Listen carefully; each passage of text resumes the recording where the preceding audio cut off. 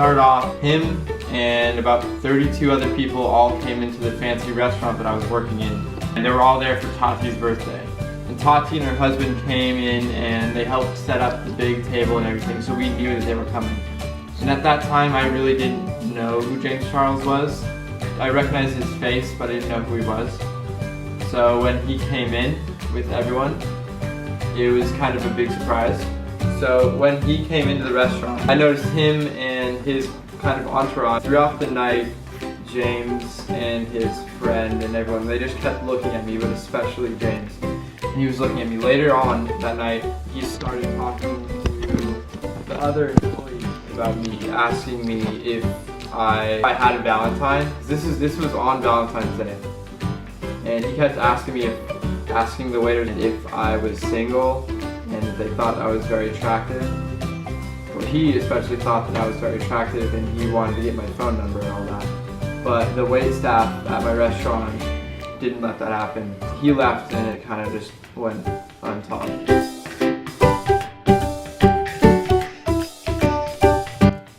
The next day, my sister convinced me to direct message James Charles, and I did. We can throw the screenshot up here somewhere and post. I said, LOL, it's Sam, the busser from John Howie. John Howie is the restaurant that we worked at.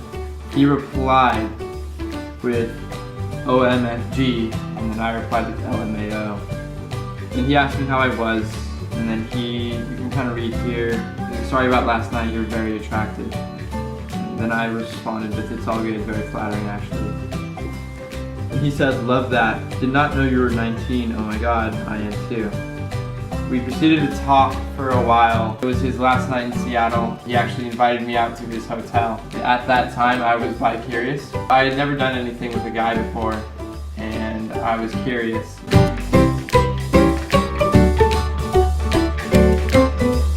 Later that night, he invited me out to his hotel room.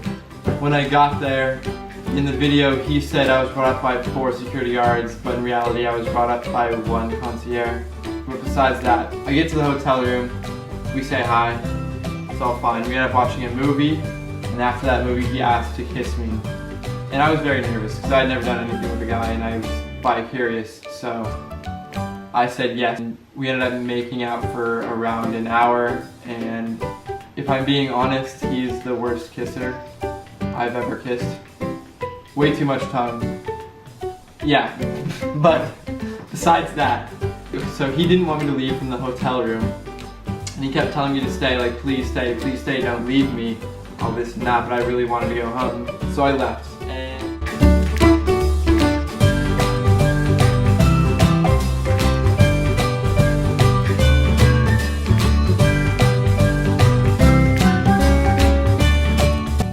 throughout the following weeks, we kept in contact, and my birthday was coming up on the 22nd. And he wanted to fly me out to LA. And that kind of freaked me out because at that point I was pretty sure I was straight.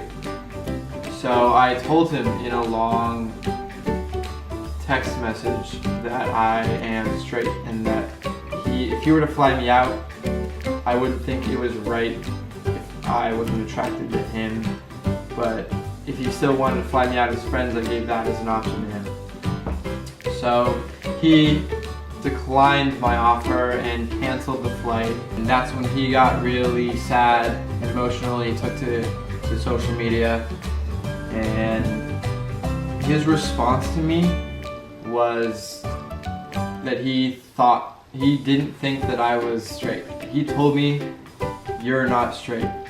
Like, I'll throw up the DM conversation right here, and we kind of stopped talking after that for a little bit, and then he came back to me. He asked me for closure. After he called me for the closure conversation, he offered to fly me out again, and I declined. I didn't want to use him for his money or his fame. I felt that was wrong, and that's what everyone was telling me, that it would have been wrong to go out there if I wasn't actually feeling the same way that he was. So I declined for the second time the trip to LA. He still went on to say he thought I was bisexual or gay and attracted to him when I told him different. that pretty much went on for a long time until we kind of ended it at, I'm legitimately not feeling anything, please stop talking to me, this and that.